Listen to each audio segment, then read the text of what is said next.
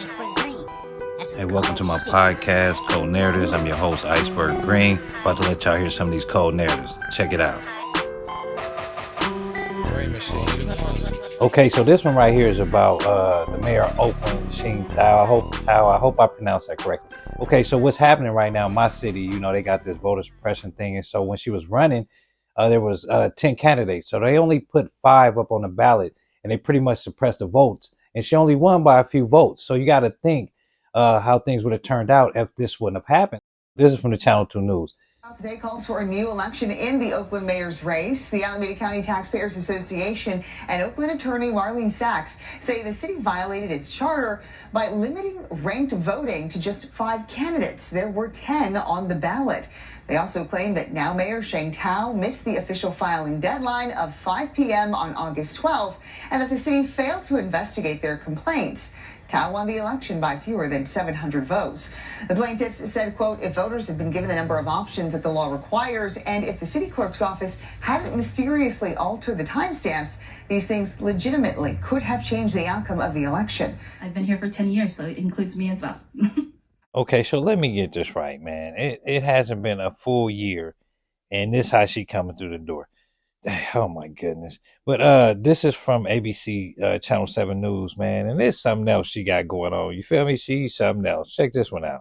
4,000 Oakland City employees are at risk of being impacted. That number does not include the thousands of former employees also at risk dating back to 2010. Now, we've been trying to get an interview with the mayor for weeks now to get a sense of what's happening, but we've been told 5 different times she's busy. So today we showed up at a press conference on an unrelated topic to be able to speak with her directly. We've been hearing from people who've had their credit cards compromised, in some cases their identities stolen. They want to hear from you about how you're working to resolve this. Can you provide us an update?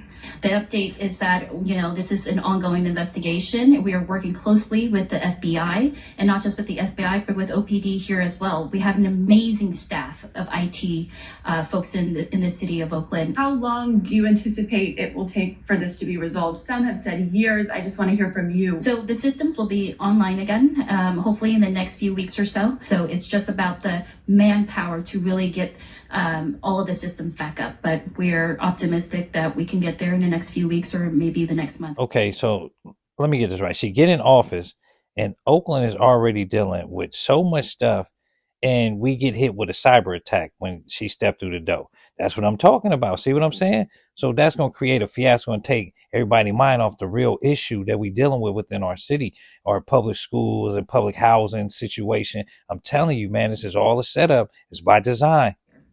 This is a huge underinvestment in regards to previous administration into our IT systems. This is something that we have inherited.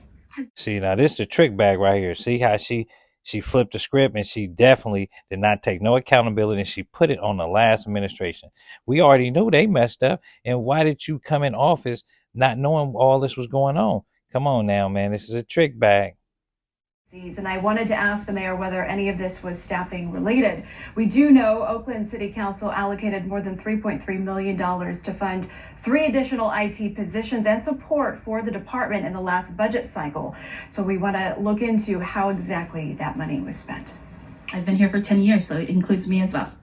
Okay, see what I'm saying? I knew it was more to this. So now we need to find out what happened to the funds. I want to know what that money that was allocated, where it went, Mayor. So that's the next question we're going to be asking you, that you need to answer, among other things, because you got issues. And honestly, man, I don't think she's going to do much for Oakland and, the black community, and hey, if she does, more power to her. But based on the way she coming through the door in my city, she's already set a precedence, because you only get one time to make a first impression.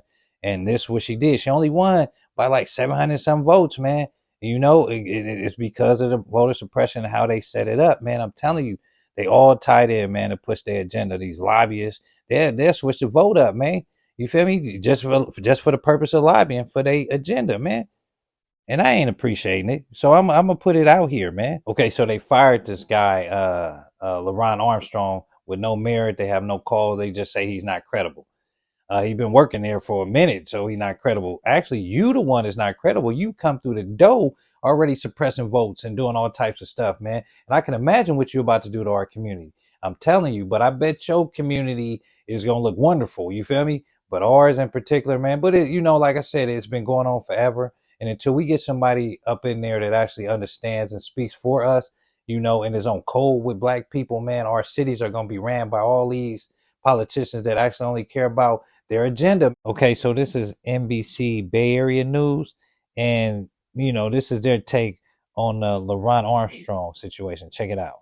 LaRon Armstrong joined a community-led town hall about public safety, mental health, and other concerns in that city. Armstrong also addressed his recent firing, saying he's not looking for his job back. I'm doing retirement right now. Armstrong was fired last month by Mayor Sheng Tao. He was dismissed without cause amid accusations that he failed to adequately oversee an investigation into officer misconduct. That decision also caused a lot of pushback in recent days.